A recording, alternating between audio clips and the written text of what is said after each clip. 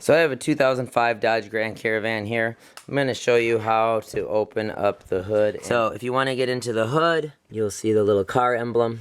It's actually a minivan, and there's an open hood on it. You're just going to grab the back of that, pull down, and you'll hear a pop in the front.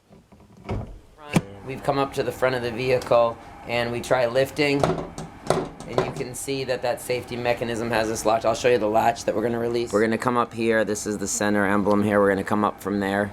And just to the right, you can see there's a little latch right there. We're going to actually take that, and we're going to slide that to the left, and we'll lift up on the hood. I'll show you how that's. So we're going to come up here. Here's the center. We're going to put our hand just to the right, slide to the left. We'll hit that little tab, slide it to the left, and then we'll lift our hood up. Once our hood's up, there's actually a little bar here that's going to hold the hood. So we're going to grab that bar and pull up, and we'll secure that to the hood.